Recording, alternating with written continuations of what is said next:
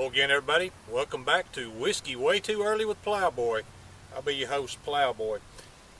We are going to stand out here with a camper as a windbreak because apparently I'm not going to get a good day without a lot of wind or without a lot of rain to show you anything new or talk to you about stuff that you may or may not be interested in. Today, I'm going to show you what is, and unloaded at the moment, Cimarron 1873 artillery model, USV artillery. Of course, with a 5.5 inch barrel and no, I guess if I need to show y'all, she is completely clear.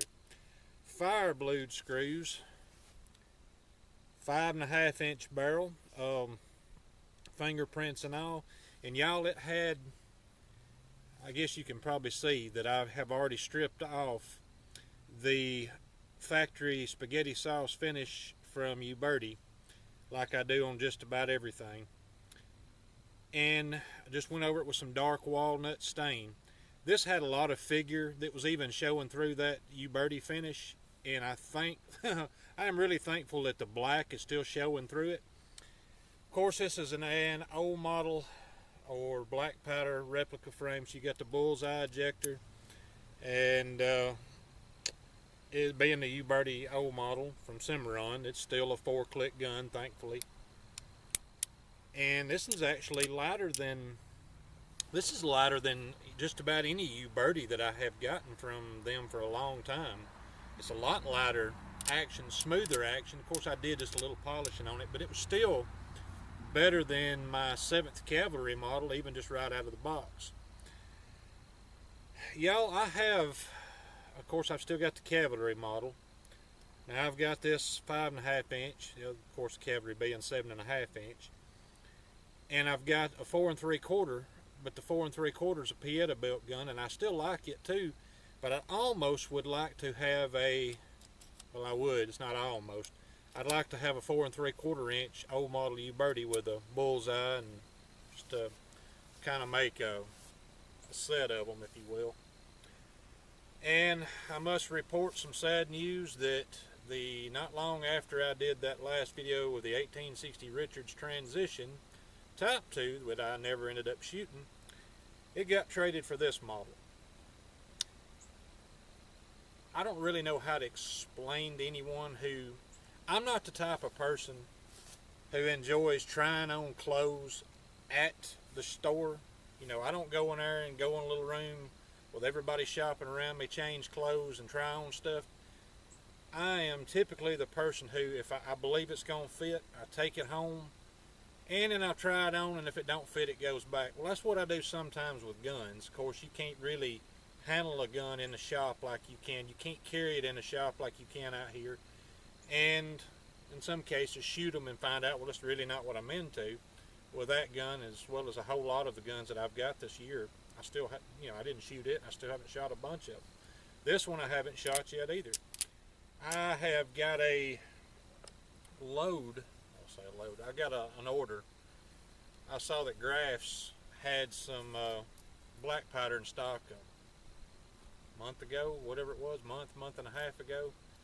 Hell, I don't know if it's been that long or not. Graff's had some powder in stock, and I ordered 5 pounds of 3F.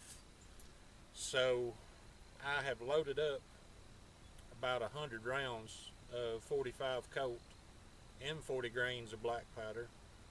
And I am going to shoot this on camera for y'all. This would be the kind of day I'd like to do it in as far as the overcast. Black powder shows a little bit more, an overcast day you can see the muzzle flash a little better, but I don't want it to be as windy as it is. I've actually been waiting on the perfect day to go out and shoot this on camera with black powder and be able to have the smoke hang around. But anyway, got a few people hit me up, said, man, make a video, I don't care what you talk about, what it's about. So I hope y'all will excuse the fact that I'm not shooting today again, and bear with me. I will look at that flag up there and see how it's whipping in the wind. That's, like I said, I got you on the side of the camper over here that the wind's missing me on. we'll shoot it, and I need to shoot a few other things too on camera. I still ain't shot the 629. I still ain't shot that 605. I haven't shot that 1873 U.S. Marshal Indian Territory carbine. I ain't shot this, and I know there's something else. I have to look it all up and see. So, what do you think? 5.5 inch? Is there anybody out there that really favors the 5.5 inch? I don't know.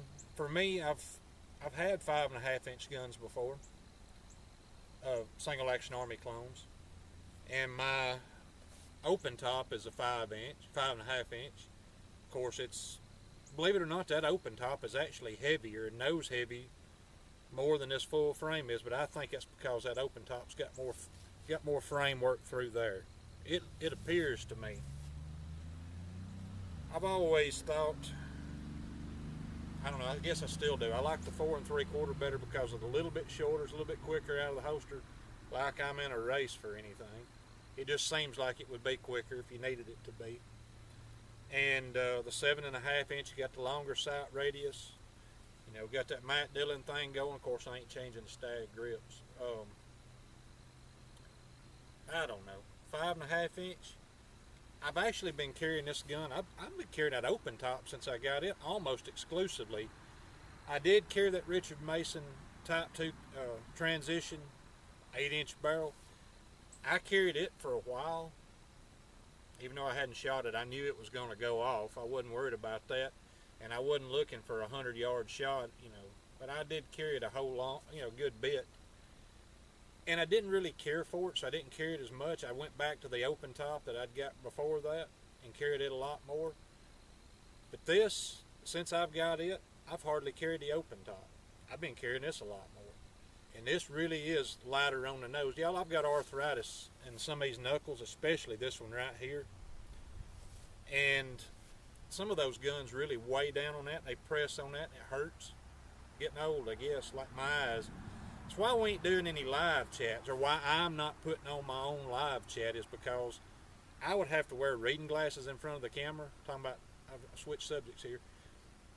I'd have to wear reading glasses in front of the camera to see the comments or the questions. So I may do a live chat one day and get some of my good friends to, hey, y'all watch and ask the questions, so I don't have to wear reading glasses on camera. We'll do a channel drop if y'all don't care. I watch a lot of YouTube, especially since Spectrum's got it on my TV now. I hardly ever use the Roku or the computer anymore because reading glasses, a computer screen, I don't want to wear them either. It hurts my eyes a lot. Now on TV it don't bother me. But one of the channels I don't know if they've been at, I don't think they've been at it very long, but y'all, I think they've got potential to have a big channel. I think they're putting out excellent stuff, informative stuff, entertaining stuff. I'm friends with one or two of them on Facebook. Great guys. 11 Bang Bang. I'll put a link down there somewhere to 11 Bang Bang's channel. I think they're going to pass me, blow by me, and leave me in the dust just as soon as people really start finding their channel. They're good. They're good. That's all I can say. They're good. Especially if I'm going to keep doing this rambling all over the place crap, not shooting for y'all. Well, I'll let you get back at what you's doing, and I'll talk to y'all later. Thanks for watching.